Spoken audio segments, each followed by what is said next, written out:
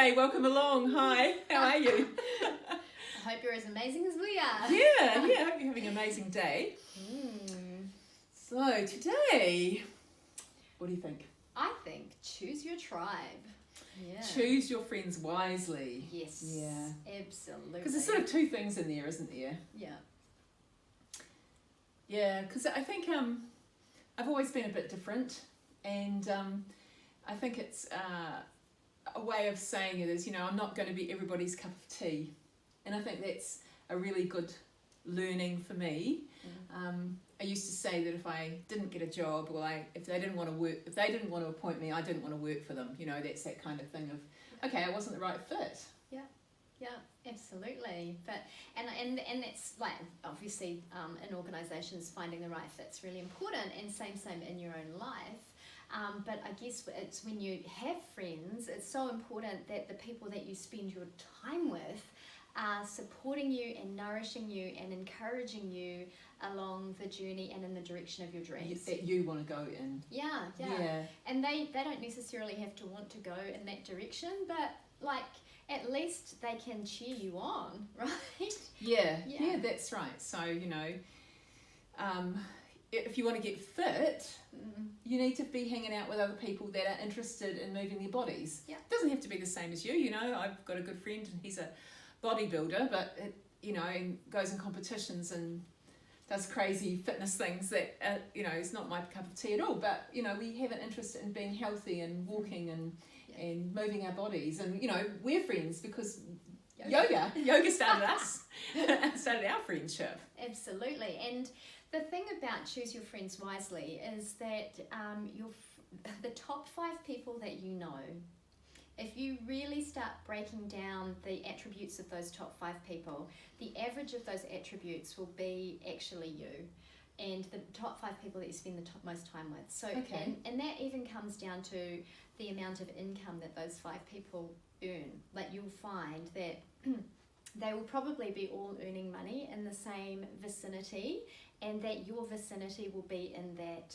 So your friends are setting the ceiling for your potential. So you want to be able to, like if you want to be realizing your full potential, then maybe find some friends who are willing and able to move beyond. Leap on forward, or are striving to move on in their careers or with their earning capacity, or back to fitness again. Their health and well-being, the way they eat, the way they socialise. Yeah, like I had a friend who used to drink a lot. She, we had an intervention a couple of times before she went, oh, actually, maybe I do have a problem. And so then her tribe became the AA people, right? It's because she needed people who were going to support her in her decision to no longer be someone who drank alcohol. So you've got to have those people around you who are going to really support and encourage you to achieve the vision that you want, and then maybe look at the 5 people that you spend the most time with and do an assessment. Do you actually even really like these people? Because that's the funny part. Wow, really? There are people out there who spend time with people that they don't even like, or are married to people that they don't even like. Don't even get me on that bandwagon. That's not what this one's about. No. Although find your tribe means find people who you can be you with as well, isn't it? And really support you. And I think, absolutely, who you can be you with, who they get that and they support that. And the other thing too is be willing to be lonely. Be willing to be lonely. Be willing. Rather than going just with any old group or any old thing. Yeah, because sit with yourself for a while. Yes.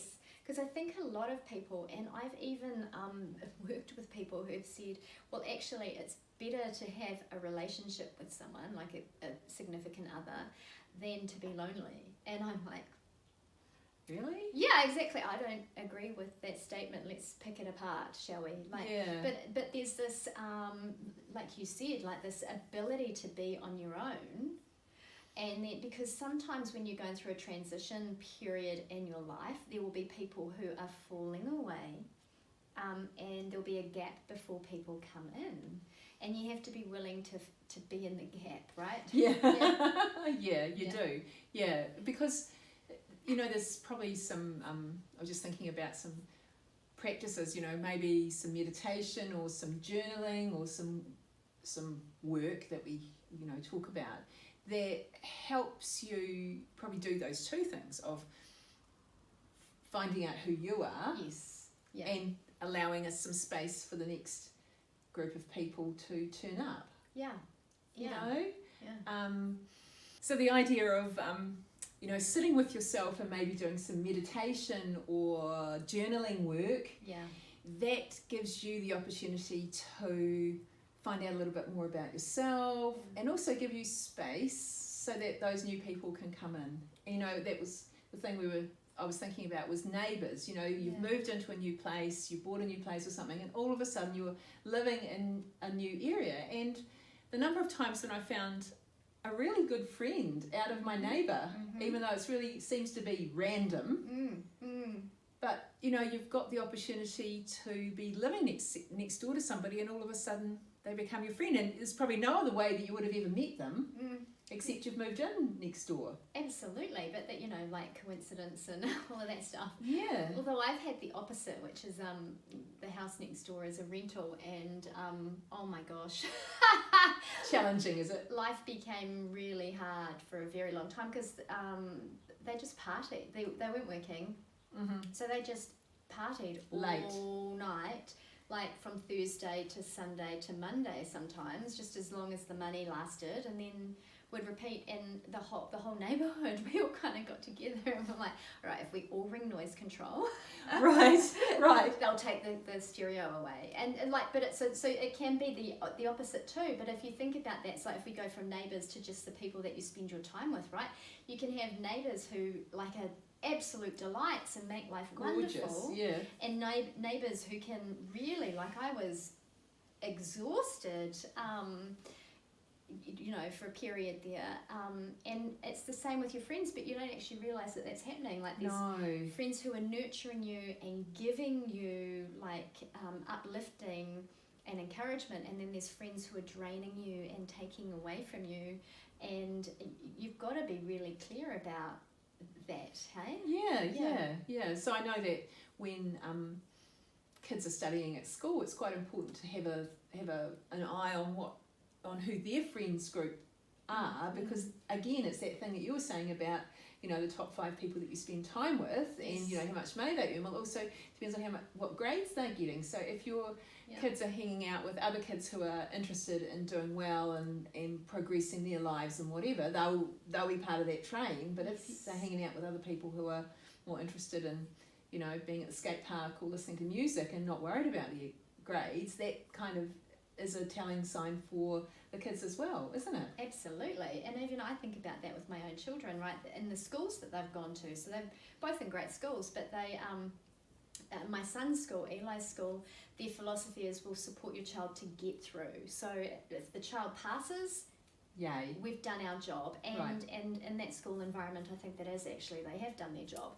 Whereas my daughter's school is the interview that she had with the deputy principal to get into the school. The deputy principal said, now you're going to get stressed because we're going to have to work hard and but that's all part of life, is that you get stressed sometimes because you need to work hard to get the results that you want, and we will push you.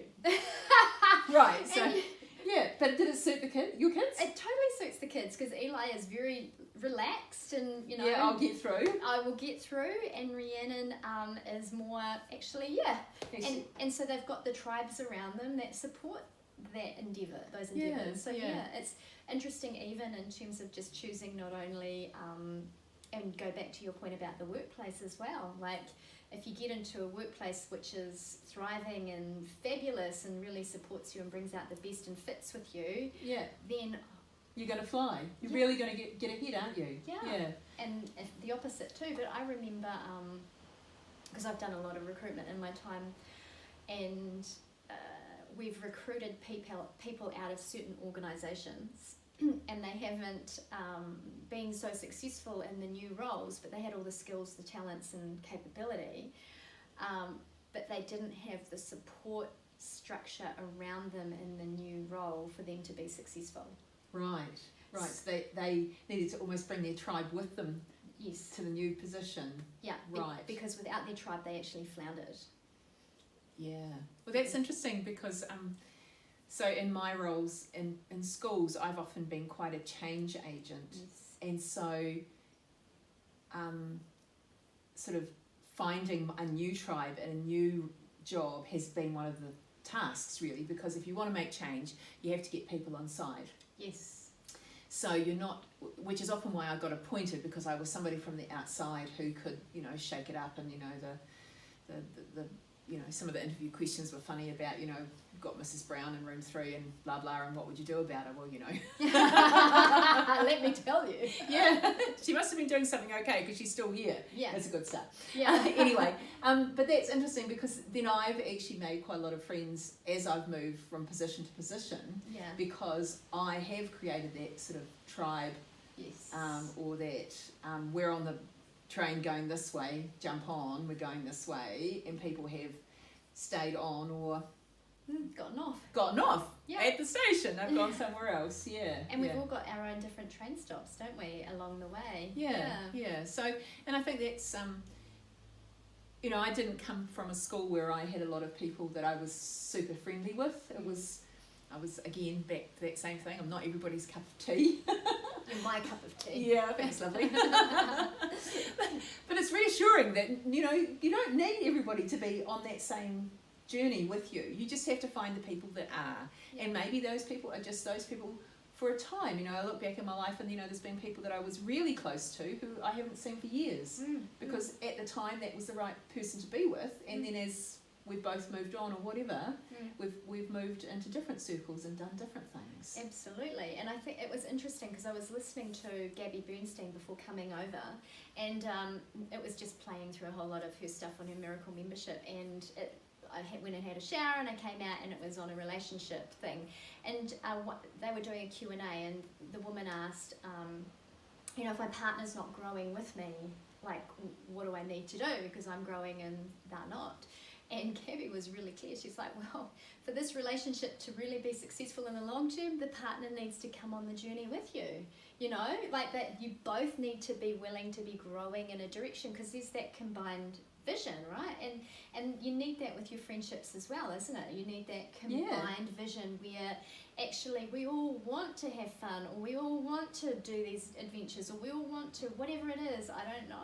Yeah, nurture your children or whatever it is, or whatever your goals are, you have to be on that same journey. So that it is hard if you're the party gal and the rest of your group at the moment are having babies. Yeah. Because that's going to be a bit of a tension, isn't it? You're going to need to find another group of friends, because or have a baby. Like that's the thing. You'll become the permanent babysitter or something. Exactly. But there's another thing popped into my mind, which is around the need for approval. And so many of us are looking more for approval from other people than actually that internal validation from within. Right. So we are I know in a business context, we measure these things in leaders, etc., like that need for approval. And if you are high in approval, you won't make good decisions for your team or for yourself or for the business, because you want everyone to like you. Right. And so you obviously were not high in approval. You're like, I'm not everyone's cup of tea. If you don't like me, I don't care. Well, I did care, but it was more like we're just going to have to rub along together. Exactly. Yeah. And I'm quite low in approval too. So it's like, I don't need you to like me either, because I like myself enough that it's all good. Yeah, exactly. But at the same time, I think there's also no malice behind, I still am going to like you or love you. It's just we can have professional disagreements or not even have the same political viewpoints or whatever ideologies, but we can just bumble along together because we can be professional. But that it'd be interesting for you, young watchers out there, to just start thinking about in your own relationships, in your tribe, how much of what you are doing is so that the tribe will accept you and like you and approve of you, because that's a really strong need that humans have, versus actually is fulfilling you from the inside out. Like, are you going out getting pissed every weekend just because everyone else does that? Or is that something you really want to be doing? Like, ask yourself that question. Yeah. And then maybe the other kind of thing that you could contemplate is the 5 people that you spend the most, like, write those names down. Yeah. And then and what do they bring to you as their person? I don't know what the word is. What are they bringing to the relationship with you? Yes. What are the qualities and personal standards that they hold that are going to serve you? Exactly. And maybe you should do it the other way around. What are you bringing to those 5 people? Absolutely. And then the other part of it too, I remember... Lots of work this week. I know, there's lots of homework. We're good at homework. But the other thing too is...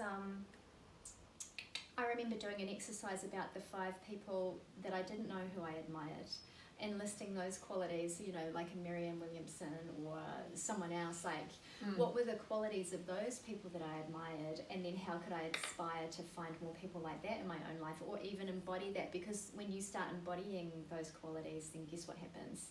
Yeah, you find those people, they just get attracted, magnetically attracted to you. Exactly. Those people just turn up in your life. That's right. That's right. Oh, So go forth, find your tribe.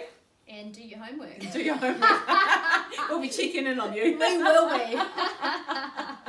Sure, you'll pass, it'll be fine.